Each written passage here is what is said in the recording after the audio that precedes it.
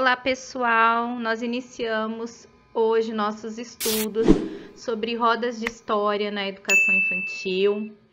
Na aula de hoje nós vamos ver espaços e tempos de leitura. Sejam bem-vindos! A identificação que os seres humanos têm com as narrativas, com as histórias, é algo que vem desde os primórdios da humanidade. A gente nem consegue identificar a data exata em que isso se iniciou, porque nós vemos muitos registros, seja através de imagens, seja através de relatos escritos, de histórias que servem para contextualizar as ações do tempo, que servem para a gente aprender sobre outras culturas, de outros tempos, de civilizações mais antigas, e o ser humano tem uma curiosidade muito grande pelas narrativas. Ele estabelece uma identificação muito grande com certas narrativas, principalmente em relação aos seus gêneros preferidos. Então, o envolvimento emocional é muito grande, nós torcemos por personagens, nós sentimos raiva de outros personagens, nós planejamos o desfecho, né, os finais. Nós temos muitos exemplos de narrativa na nossa sociedade, não só as histórias apresentadas através dos livros, desde os livros mais simples até narrativas mais complexas, mais densas, mas temos também narrativas através de filmes, de séries, de novelas. Então, nosso contato com as histórias é muito maior do que a gente pensa. A narrativa pode ser também uma narrativa oral, alguém que chega e te conta uma história, não necessariamente uma história formal, né, com começo, meio e fim, uma história de ficção, mas às vezes um fato que aconteceu com outra pessoa, aconteceu com ela mesma, e essa história vai chamar a sua atenção, vai despertar a sua curiosidade, e ela possui todos os elementos de uma narrativa. Então, desde muito cedo, é comum que a gente tenha um interesse por esse tipo de história e que a gente procure esse tipo de história. E nada melhor do que a gente estimular as crianças a desenvolverem um interesse pelas narrativas escritas que vêm através dos livros. Isso deve começar muito cedo com a criança. As crianças demonstram interesse por histórias, por livros, pela leitura do adulto desses livros para elas desde muito cedo. Muitos bebezinhos ficam curiosos, ficam interessados no adulto que está lendo uma história para ele, mesmo sem a sua maturação cognitiva permitir que ele entenda completamente o significado daquela história. Então, é muito importante que pais e familiares presenteiem os bebezinhos, as crianças bem pequenas, com livros infantis, que tenham figuras, que tenham sons, que tenham texturas. Nós temos uma grande variedade desses livros no mercado atualmente. Nós temos conteúdos também para serem baixados na internet. A gente vai mostrar alguns aqui. É importante, então, que a criança tenha esse contato com a leitura, com a narrativa desde cedo. Isso vai estimular o desenvolvimento dela e vai despertar não só o aspecto lúdico, que é o aspecto divertido, mas também um aspecto educativo. Então, é importante também que o professor planeje o uso dessa leitura e da contação de histórias em suas aulas. O nosso enfoque aqui será esse, como a educação infantil vai trabalhar com as rodas de história, qual espaço deve ser usado nessas rodas e qual tempo deve ser dedicado a essas rodas de história. É o que nós veremos nos slides a seguir. Como o professor deve fazer essa organização, esse planejamento, que materiais que ele pode usar, enfim, todos os recursos que devem ficar disponíveis para uma boa contação de história. Quando a gente pensa em livros, em histórias, a primeira imagem que vem à nossa cabeça é biblioteca, né? Um local próprio para livros.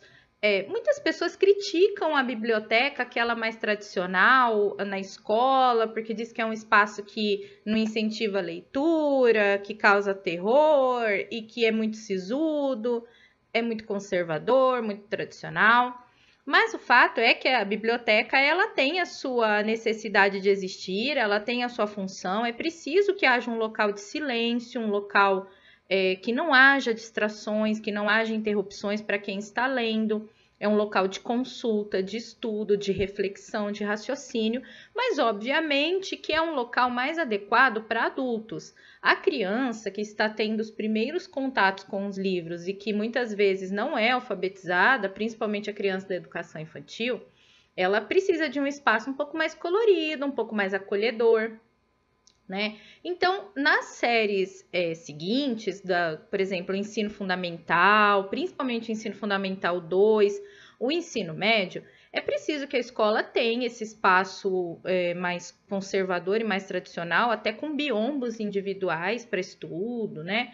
Para que os alunos tenham um local onde eles possam se concentrar, ficar em paz, sem que ninguém os interrompa e os distraia.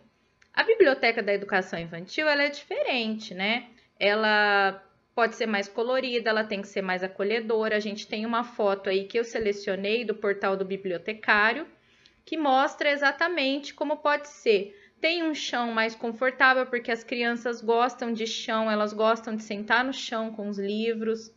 Então, uma diversidade de livros grande é importante, com temas diferentes, para diferentes faixas etárias.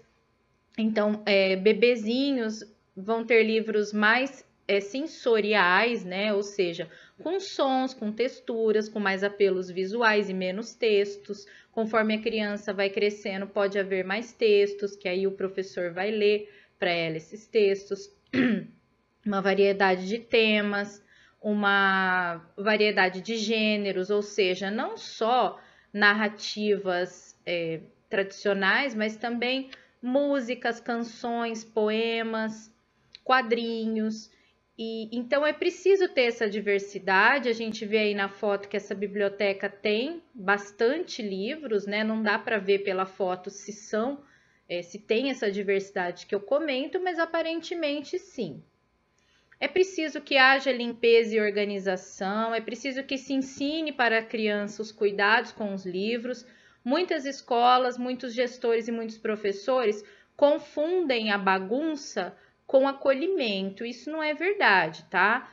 Desde muito cedo é preciso que a criança saiba cuidar dos livros, esteja com as mãos limpas. Esse local, por exemplo, não pode deixar que a criança coma comida, que beba algum líquido ali, pode derramar nos livros, então deve ser proibida a entrada desses materiais. Também não vai mexer com pintura na biblioteca, porque a criança não tem juízo, não tem noção, ela vai acabar pintando um livro, né?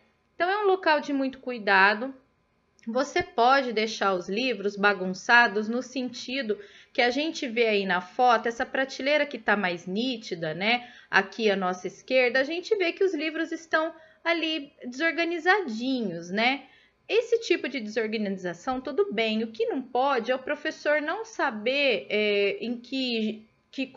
se os livros estão no gênero tal, se são para faixa etária tal. Esse tipo de organização precisa ter para facilitar o planejamento do professor, tá? É preciso também que seja uma sala que tenha conforto, que tenha acessibilidade. A gente vê que as cadeiras são pequenas, próprias para as crianças. É uma sala confortável, então é sempre bom que tenha puffs, que tenha almofadas. Como eu disse, a criança gosta muito de deitar no chão para ler, adultos também. Então é interessante que seja um local confortável e também de acesso fácil aos livros. A gente vê nessa biblioteca aí da foto que tem prateleiras mais altas, mas a maioria dos livros fica nas prateleiras baixas. E aqueles livros que estão nas prateleiras mais altas, aparentemente, são livros para faixas etárias maiores, né? A gente vê que são livros mais grossos, provavelmente com mais texto, né? Embaixo aqui é preciso que se coloque os livros próprios para a educação infantil, né? De 0 a 5 anos, para que a criança tenha acesso a esses livros, não tem que ficar dependendo do adulto para pegar esses livros para ela. Um outro espaço que precisa ter livros é a brinquedoteca. Então, a brinquedoteca, ela precisa ter um cantinho da leitura. Nesse cantinho, os livros vão ser organizados, disponibilizados, ficarem acessíveis para as crianças. Como a gente vê aí na foto, o exemplo dessa brinquedoteca inaugurada em Belo Horizonte, tem o link aí, se vocês quiserem mais informações. A gente vê um canto ali onde os livros estão organizadinhos. Existem uns dados, né, que são banquinhos ali que a criança pode sentar para consultar os livros, para ler. Existem os livros diversificados ali, tem até um super-herói junto com os livros e fica dentro da brinquedoteca. A diferença entre uma brinquedoteca e uma ludoteca é que na ludoteca existem monitores planejando atividades para quem frequenta. Geralmente elas estão em espaços comerciais, culturais, que têm o acesso de um grande público, né? Então tem sempre atividades para as crianças. Mas você pode transformar a brinquedoteca em ludoteca quando leva as crianças lá, planejando as atividades, estabelecendo um cronograma. É importante que o professor planeje essas atividades pelo menos 2 vezes por semana, leve as crianças lá. A escola precisa organizar um horário, precisa organizar um cronograma do acesso das turmas para não bagunçar, para que não vá mais de uma turma de cada vez, para não superpopular, né, a brinquedoteca. E na brinquedoteca, a contação de histórias vai ter como foco a diversão. Então, pode ser uma coisa mais descontraída, pode ser uma história menor, mais simples, que tenha mais participação dos alunos, que envolva os outros objetos da brinquedoteca, principalmente usando fantoches, dedoches, bonecos. Se tiver fantasias, as crianças podem se caracterizar, podem se maquiar, podem usar acessórios. Então, essa leitura para as crianças feita na brinquedoteca ou em uma ludoteca, ela deve ter um enfoque maior na diversão do que naquelas leituras que a gente faz para ensinar alguma coisa para as crianças ou para desenvolver mais o raciocínio, o aspecto cognitivo.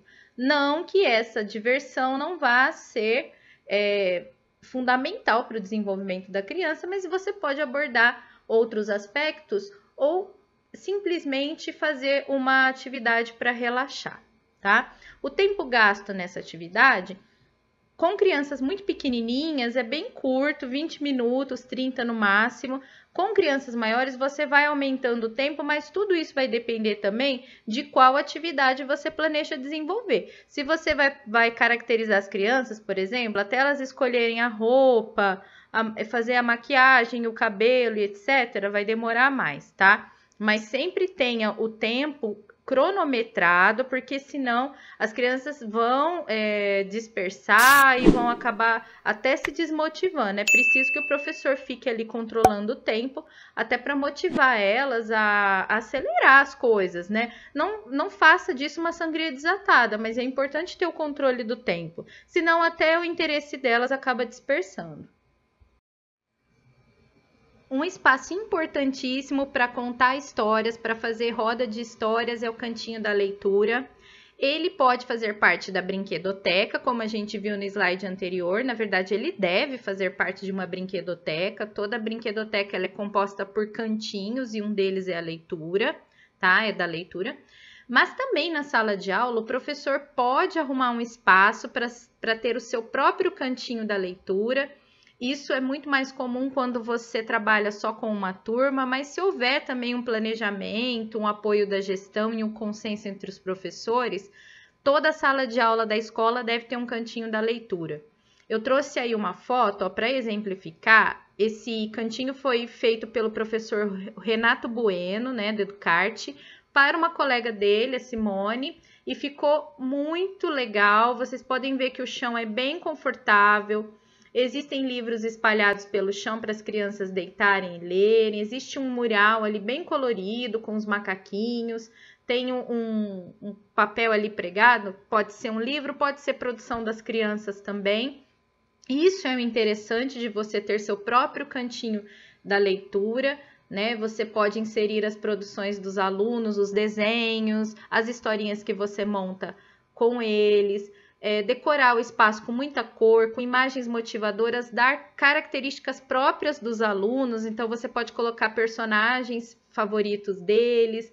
Nesse mural, por exemplo, que tem um macaquinho, você pode colocar os personagens que os alunos mais gostam, como super-heróis, personagens de desenhos, dos próprios livros. Se você tiver esse material, você pode deixar fantoche, boneco, dedoche. Lembrando que dedoches e fantoches podem ser construídos pelo próprio professor, né? Com EVA, com papelão, com tecido. Então, se o professor tiver essa habilidade, ele mesmo pode fazer. Além de outros recursos, como brinquedos que podem ser usados também na contação de histórias. Um bom contador de histórias sabe usar os objetos que ele tem disponível ali no local para contar a sua história de uma maneira mais interpretativa, né? É importante reservar um espaço arejado e iluminado, como a gente vê ali, tá bem perto de uma janela, tá? Colocar sempre os livros ao alcance das crianças, deixar que elas olhem, escolham, folheiem livremente as obras. Você pode colocar algumas regrinhas básicas, como não sujar os livros, né? Não comer ali para não espalhar farelo, sujeira, mas poucas regras, mais de cuidado e segurança com os livros mesmos. Fora isso, tem que deixar as crianças escolherem o próprio livro. É importante esse conforto que a gente vê aí. É importante também reservar um tempo no seu planejamento para que a criança deite ali e leia um livro que ela quer, né? E sempre personalizar o espaço de acordo com as características dos seus próprios alunos. E aí muitos professores se perguntam: quanto tempo eu devo dedicar às rodas de história? Isso vai depender da idade do aluno, isso vai depender da própria escola, do planejamento dessa escola. Nem sempre o professor vai decidir sozinho esse tempo, então ele vai ter que seguir regras da escola e da própria gestão. Mas fora isso, existem alguns conceitos, né, algumas dicas que a gente usa de acordo com o bom senso e de acordo com as diretrizes curriculares, né? É importante, por exemplo, usar a biblioteca ao menos uma vez na semana, por 1 hora, a biblioteca infantil. É importante desenvolver pelo menos 2 atividades lúdicas com as crianças, envolvendo as histórias infantis. De preferência, essas atividades devem ser feitas na brinquedoteca, que é um espaço mais lúdico, mais próprio para isso, e que tem outros recursos também, além dos livros, né? Tem brinquedos, tem fantoches, tem outras coisas, tem fantasias, né? Algumas brinquedotecas são bem completas. Usar o cantinho da leitura da sala de aula pelo menos 2 vezes por semana. Deixar os alunos livres ali. O tempo vai depender do tempo que você tem disponível, o tempo que o aluno fica ali sem dispersar, sem virar bagunça, vai depender das características, portanto, desse aluno e da faixa etária. Alunos muito pequenininhos, logicamente, você vai usar um tempo menor, depois você vai ter que fazer outra atividade com eles, né? Já os alunos maiores, você pode desenvolver uma atividade um pouco mais longa, mas que seja dinâmica, que seja diversificada. Então, você lê a história, depois você conversa com eles, depois você muda o final, depois você muda a personagem, depois você conversa sobre o personagem preferido, o personagem menos preferido, fala sobre o cenário. Existem muitas maneiras de se explorar uma história que foi contada, tá? Então, você pode alongar esse tempo através dessas atividades. Agora, a leitura em si, a história em si, não pode ser uma coisa muito complexa, nem muito longa, porque nós estamos falando de educação infantil. Lembrando que a memória dessas crianças ainda está em formação e a capacidade de concentração e atenção também, tá? Então, precisa ter bom senso. É importante usar o cantinho da leitura da sala de aula de 3 a 5 vezes por semana, de forma livre. Então, você vai reservar uns 10 minutinhos, é um tempo bem pequeno, tá? Para atividades livres ali naquele cantinho, sempre monitorando eles, claro, e sempre prestando atenção no comportamento dos alunos. Começar a bagunçar, interrompe, tá? Geralmente, é legal no início das aulas, quando eles estão chegando, antes de sair para o intervalo, ou depois que volta do intervalo, que às vezes eles estão meio cansadinhos. Vai depender muito de quanto você conhece os seus alunos, qual será o momento ideal para você levá-los para esse cantinho, tá? Então, é muito importante o professor conhecer os seus alunos, conhecer os gostos deles, as preferências pessoais e também os aspectos culturais envolvidos na rotina desses alunos, para você trazer isso para sua roda de histórias e para as atividades desenvolvidas a partir dessa roda. Bom, pessoal, Para terminar, é importante a gente fazer aqui uma certa diferenciação entre a leitura lúdica, aquela unicamente pelo prazer e o entretenimento, e a leitura didática. Quem vai fazer essa escolha é o professor, né? Porque a criança ainda não tem discernimento e também porque é o professor que vai planejar os livros que ele vai usar ao longo de uma semana, de um mês, de um bimestre, semestre do ano, tá? É importante que os livros estejam de acordo com a faixa etária. Alguns livros vão trabalhar aspectos emocionais, como a gente pode ver aí o livro relacionado a sentimentos, né? Outros livros vão trabalhar mais os aspectos cognitivos, estimulando reflexão, raciocínio lógico, às vezes trabalhando já com alguns princípios de alfabetização, né? Como letras, números. Tem outros livros que vão tratar questões sociais, de comportamento, também como a gente pode ver no exemplo, né? Então, é preciso que o professor, no seu planejamento, ele faça uma lista de objetivos que ele pretende atingir com as leituras ao longo de um período longo de tempo, geralmente bimestre e semestre, e aí ele vai fragmentando esses períodos em semanas, e aí cada semana ele vai escolher quais atividades ele vai trabalhar em relação à leitura. A minha dica é que na biblioteca ele trabalhe mais esses aspectos cognitivos e didáticos, né? Para melhorar o desenvolvimento da criança, o desenvolvimento social, o desenvolvimento da comunicação. Existem alguns livros que vão até ensinar a criança a falar e se comunicar melhor, né? E nas atividades que ele fará em sala de aula, no cantinho da leitura ou na brinquedoteca, ele priorize mais a diversão. Assim, a criança, através da contação de histórias, ela vai aprender, ela vai ter o seu desenvolvimento estimulado em vários aspectos, né? Sociais, emocionais, cognitivos, comportamentais, e não vai deixar de se divertir, não vai deixar de ser uma atividade lúdica. Isso é muito importante. Mesmo que o livro seja mais didático, é importante que ele seja trabalhado de uma maneira lúdica. Por isso que, se o livro, por exemplo, ele vai ensinar alguma coisa para a criança, seria interessante você ampliar o universo desse livro através de bonecos, de fantoches, mandar as crianças desenharem, né? Para que elas sejam estimuladas por essa leitura e que essa leitura não fique entediante e desmotivante. Então, gente, sobre os livros, né, que eu estou mostrando as capas aí para vocês, são duas sugestões minhas, né? O primeiro é um livro que chama Paciência e Sua Turma. A professora se chama Paciência e aí ela ensina as crianças a lidarem com alguns comportamentos próprios da idade, né? A se comportarem melhor, tratarem os coleguinhas e os adultos com respeito, né? Aprenderem a se socializar melhor, enfim. Tem uma série de atitudes que são trabalhadas nesse livro que são interessantes para trabalhar a parte didática, né? É da Rosemary Alves. E aí vocês podem usar, por exemplo, para uma atividade didática. E como ele é feito para crianças, ele é lúdico também. A mesma coisa a Casa dos Sentimentos, da Nana Toledo.